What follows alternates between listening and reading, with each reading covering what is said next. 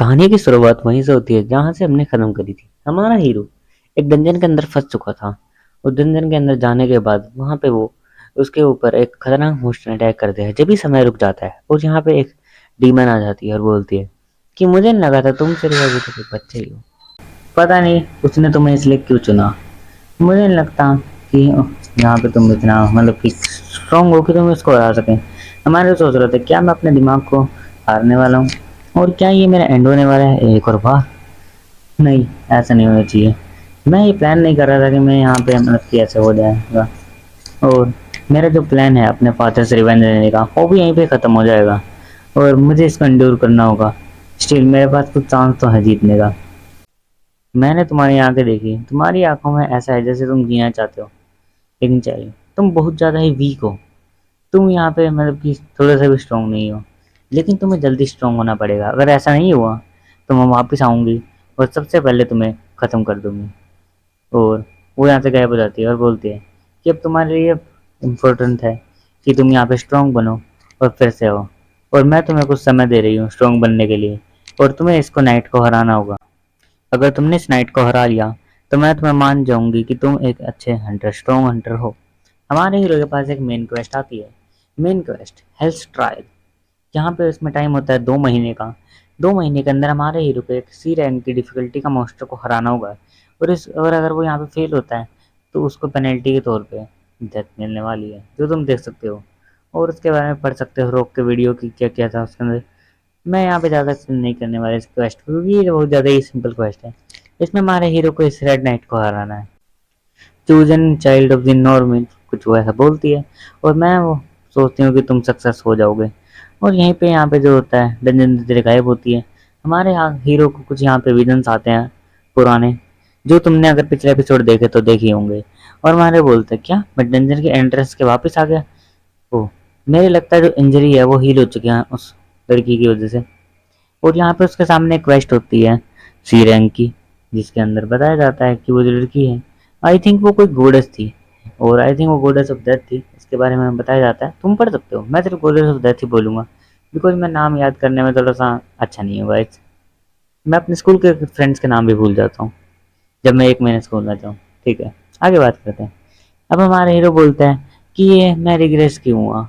यहाँ पे ये बहुत ज़्यादा गलत है कि मुझे यहाँ पे 2 महीने के अंदर इस मॉन्स्टर को हराना है। लेकिन मैं अपने एक चीज़ तो क्लियर है कि मैं अब मुझे स्ट्रॉन्ग होना पड़ेगा। और उसने जो कहा था वो यहाँ पे कभी सच होने वाला है।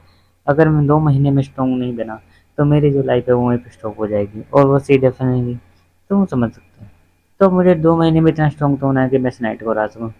लेकिन ये इतना ज़्यादा आसान और मुश्किल नहीं होने वाला क्योंकि मैं बहुत स्ट्रॉन्ग इजीली बन सकता हूँ। मेरी जो बेसिक फाइटिंग स्किल है वो बहुत ज़्यादा ही घटिया है।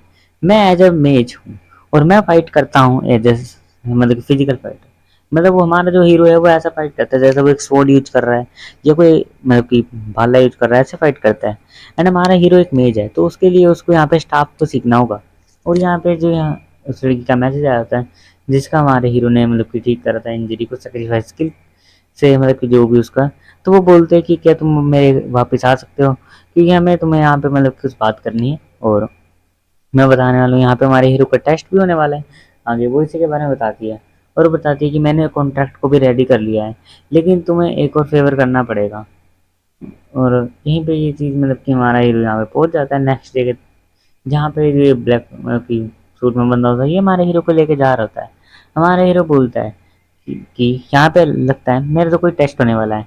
आई थिंक ये सब चौंक गए होंगे मेरा मैजिक एप्टीट्यूड देख के क्योंकि एक डबल एस रैंक का यहाँ पे एक हंटर है तुम कह सकते हो। उसका जो मैजिक यूज करने की जो कह सकते हो प्रॉपर्टी है वो 91% है। एंड हमारे हीरो की उससे भी ज़्यादा 97%। तो ये बहुत ज़्यादा है। और हमारा हीरो सोचता है कि यहाँ पे जो मार्शल आर्टिस्ट है वो यहाँ पे धीरे धीरे जो है मैजिक के ऊपर अभी तो आ गए हैं लेकिन टाइम टाइम मैजिक आगे बढ़ता रहे क्योंकि मैजिक से कोई बंदा लॉन्ग रेंज और इजीली मॉन्स्टर को हरा सकता है वहीं फिजिकल में नहीं। और हमारा हीरो को यहाँ पे वो लड़की मिल जाती है और ये बोलती है यू आर हेयर। देखो यार मैं इसका नामकरण करना पड़ेगा अगर मैं ऐसे लड़की लड़की बोलते रहूँगा तो अच्छा नहीं लगता। ठीक है, तुम्हें बताना यार लड़की लड़की अच्छा तो होना लगता है। और हमारा बोलता है हमारा हीरो है रिप्रेजेंटेटिव तो मैं रिप्रेजेंटेटिव ही बोलने वाला हूँ। तो माँ तो बोलती है प्रीटी गुड ओपन तुम यहाँ पे आ चुके हो। और हमारे तो सोचता है कि लास्ट टाइम जब मैंने अपना जो कॉन्ट्रैक्ट आई थिंक वो फुल ऑफ कंडीशन तो हो चुका था, तो हमें कॉन्ट्रैक्ट करने वाले हैं। ये कॉन्ट्रैक्ट ये रखता है कि जेसीबी जो हंटर होता है वो यहाँ पे मतलब कि एक गिल्ली के साथ कॉन्ट्रैक्ट करता है कि जब वो मतलब कि थोड़ा सा एज में अच्छा खासा हो जाए तो वो यहाँ पे उस हंटर एसोसिएशन को ज्वाइन कर सके। और यहाँ पे वो बोलती है लड़की रिप्रेजेंटेटिव, मैंने तुम्हारी प्रोफाइल देखी है और हमारा हीरो बोलता है कि मेरा एक फेवर है कि मैं आपसे मैजिक सीखना चाहता हूँ क्योंकि मुझे मैजिक नहीं आता। बिकॉज हमारे हीरो ने अपनी लास्ट लाइफ में ग्रेजुएशन से पहले सिर्फ मतलब कि फिजिकल पे मेहनत करी थी और उसने तो बहुत ज़्यादा मेहनत करने के बाद फिजिकल में वो एक डी रैंक का हंटर बन गया था। लेकिन इस बार वो यहाँ पे चाहता है कि वो यहाँ पे मैजिक को सीखे क्योंकि टाइम टू टाइम मैजिक की स्ट्रेंथ बढ़ती रहेगी। और हमारे को बोलता है कि जब मैं तुमसे फर्स्ट टाइम मिला था तो यहाँ पे मैंने मतलब कि तुम्हारी उसके लिए कॉपी कर ली थी। ये हमारा हीरो भी बता रहा होता मैं मन में और बताता है कि अब मुझे यहाँ पे कोचिंग मिलने वाली है एक एस रैंक से भी ज़्यादा खतरनाक हंटर से, क्योंकि ये जो लड़की है रिप्रेजेंटेटिव इसके पास एक यूनिक स्किल जो एक हीलिंग स्किल है। लेकिन एक यूनिक स्किल होने के कारण ये एक एस रैंक से भी ऊपर आती है। ये अपने आप मतलब कि सेक्रीफाइस करते हुए बहुत सारे टीममेट को हील कर सकती है और तुम इसे डबल स्किल भी कह सकते हो, जिसका जिसके बारे में हम आगे बात करेंगे। लेकिन माहिर बोलता है कि अब मैं एक टैलेंटेड बंदा जो एक गिल्ड का गिल्ड मास्टर है और उसकी गिल्ड बहुत ज़्यादा फेमस है, अब मैं उसे सीखने वाला हूँ इन सब चीज़ों को। लेकिन वो बोलता है लड़की बताती है रिप्रेजेंटेटिव कि तुम्हें सबसे पहले अपनी जो है मतलब कि जो है कैपेसिटी को ट्राई करना होगा कि तुम कितने स्ट्रांग हो और कितनी देर तक तुम इसको एंड्योर कर सकते हो। अभी यहाँ पे आता है माना क्यूब। देखो माना क्यूब एक ऐसी चीज़ होती है जिसके बारे में अभी तुम्हें एक्सप्लेन करता हूँ। मानवा में इसके बारे में थोड़ा ज़्यादा एक्सप्लेन करा गया है लेकिन मैं तुम्हें इजीली पॉइंट टू पॉइंट बता देता हूँ।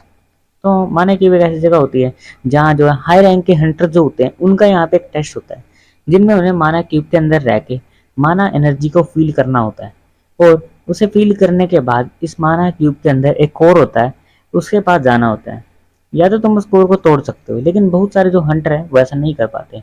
अभी तक जो वर्ल्ड रिकॉर्ड है वो है 40-50 मिनट्स का जिसमें उसने बंदे ने तोड़ा था। एंड मिनिमम किसी भी हंटर को बहुत ज़्यादा 3 से 7 घंटे के बीच में टाइम लगता है अगर वो एक एस रैंक हो या ए रैंक हो, जब भी ऐसे टेस्ट लिए जाते हैं। और ये टेस्ट किसी भी छोटे हंटर का नहीं लिया जाता। तो अब यहाँ पे रिप्रेजेंटेटिव बोलते हैं कि ओपा जाओ यहाँ पे इस चीज़ को माना क्यूब को ऑन कर दो। माना क्यूब तुम समझ गए हो कैसा होता है। माना क्यूब में बहुत सारे गेट होते हैं, माना वेव्स होती है और माना वेव्स में रहना भी हार्ड होता है क्योंकि यहाँ ये इसके अंदर बहुत ज़्यादा माना होता है और ज़्यादा माना बॉडी को हार्म करता है। तो अब हमारा हीरो यहाँ माना क्यूब के अंदर जाने लगता है। हमारे बोलता है रिजर्वेशन से पहले सिर्फ मैंने इसके बारे में सुना था, मुझे नहीं लगा था ये इतना ज़्यादा बड़ा और एक्सपेक्टेड होगा। रिप्रेजेंटेटिव बोलती है अपना मतलब कि बेस्ट आउटकम लेके आना है, ये तुमका सबसे गुड आउटकम। हमारे बोलता है चलो अब करना ही पड़ेगा और वो माना क्यूब के अंदर चला जाता है। मैं थोड़ा सा वियर्ड हूँ, हमारा ओपा बोलता है ब्लैक ड्रेस मैन कि यहाँ पे उस यंग के लिए वो यहाँ पे कर लेगा। और तुम्हें क्या लगता है? ये सिर्फ मेरे अंदर का मन कहता है कि वो यहाँ पे कर लेगा।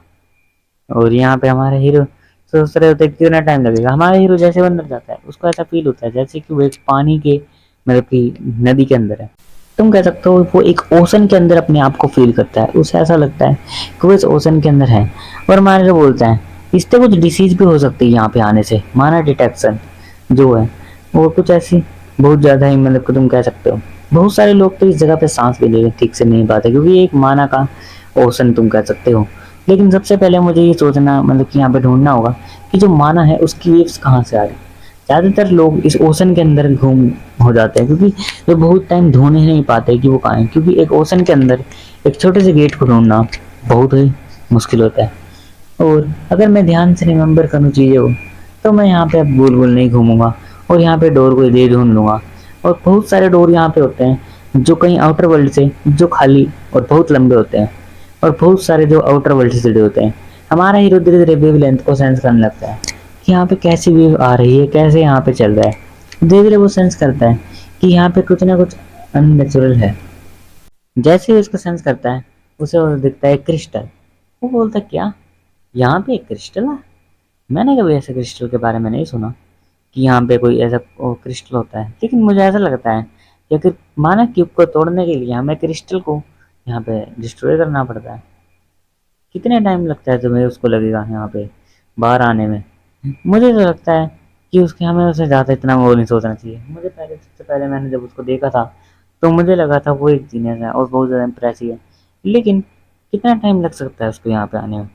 तो बोलती है कि जो सबसे ज़्यादा हाईएस्ट पूरे नेशन के अंदर, वर्ल्ड के अंदर कह सकते हो, उसने 40 मिनट्स लिए थे। और यहाँ पे बोलते हैं कि कितना टाइम, और जो बोलते हैं कि चलो फिर उसको तो कम से कम 1 से 2 घंटा लगने वाला है। क्या वो एक नया रिकॉर्ड सेट करेगा या उसको भी उतना ही टाइम लगेगा? मुझे नहीं लगता। वो मुझे लगता है कि वो यहाँ पे इंजर्ड होके आने वाला है। और जब यहाँ पे धीरे धीरे वो होती है कि आगे देखो क्या हो रहा है, तो यहाँ पे जैसे देखते हैं तो जो माना क्यूब या मैजिक क्यूब तुम बोल सकते हो, वो धीरे धीरे क्रैक आने लगते हैं। क्योंकि हमारे देखो जो भी हंटर्स होते हैं वो क्या करते हैं, अब मुझे थोड़ा सा और क्लियर हो गया। वो क्या करते हैं, वो वे ढूंढते हैं बाहर जाने का एंड उससे बाहर आ जाते हैं, सिंपल।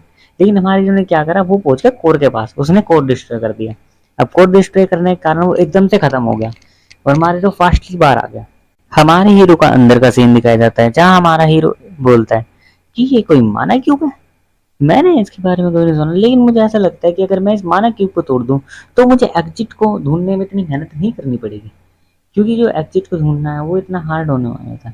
लेकिन हमारा हीरो जाके इसको तोड़ देता है। तुम कह सकते हो लॉन्ग वे को छोटे वे तोड़ के छोटे वे में बना देगा, और हमारा हीरो इस चीज को खत्म कर देगा।